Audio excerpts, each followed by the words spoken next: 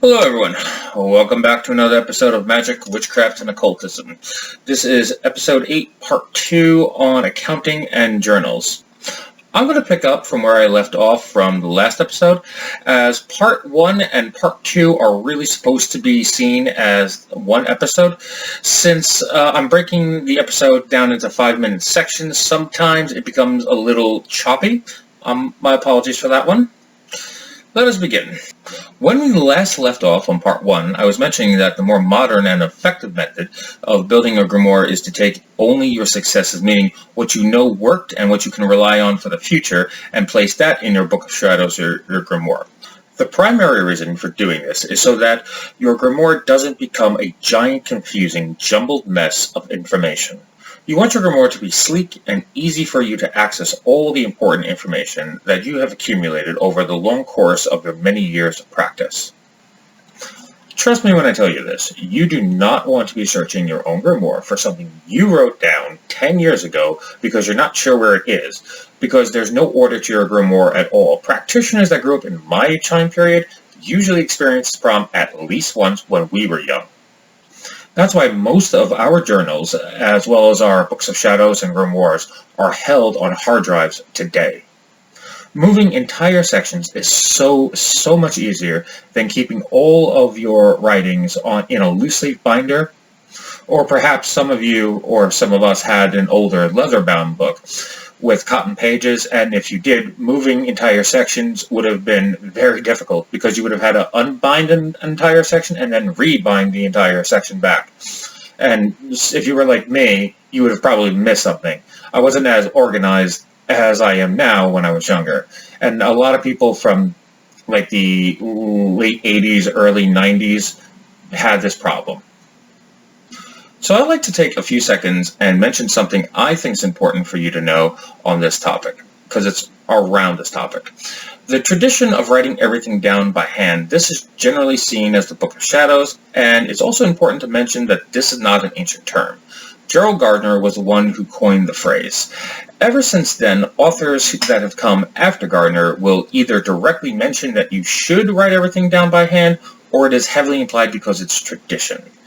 Now, I have a counterpoint to this. If our predecessors had the technology we have today and all the resources that go along with it, they would have used the modern methods of record keeping.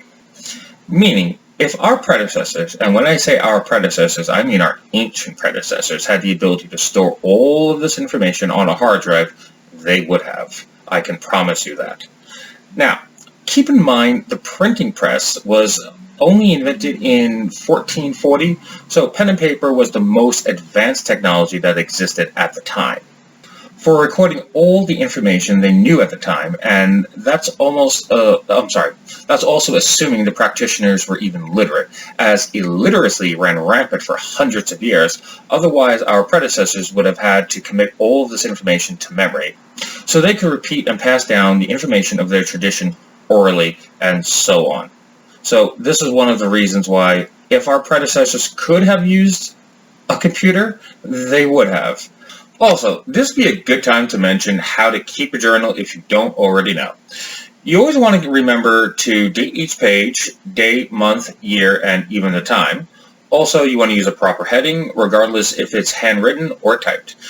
If you keep all of your different journals together, also make sure you leave at least one page blank, except for a simple description to explain that you're moving from one section to another. Now, how should you keep your journals? There are really one of two different ways. The first way is to keep all of your different journals together in one big book, or the second is to keep each one of your journals separate in their own individual books. There are both pros and cons to keeping your journal either together or separate. If you keep them together, you only have one copy, so it's easier to hide that one book than it is to hide 7 different books. That said, it's also easier to lose one book than it is to lose 7 different books. Now, if you choose to keep your journals on a hard drive, it's unlikely that your journals are going to be stolen, as your computer should be more than likely safely stored away in your own home. But that said, you could have one good power surge and could destroy your computer.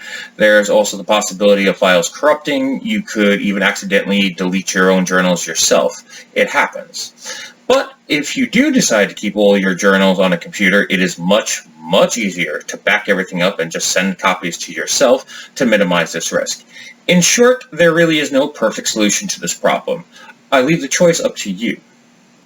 Also, the last point I want to make before I go is I keep referring to different types of journals. Each of them are different not only in the specific information that goes into them, but also, you could say, in the format as well. So, in the next several parts of Episode 8, I'm going to be going over the several different types of journals to give you a better, fuller understanding of each of them. To give an example of that, there's a magical journal, meditational journal, dream journal, field journal, cryptozoology journal, herbalist journal, cult or occult field journal. I'll explain what that is in more detail. Your supernatural paranormal journal. Just to give you an example, there are different types and different type of information goes into each of them. So I'm already near, or if not over my 5-minute mark, so as always, I'd like to wish you the best of luck with your research and go in peace.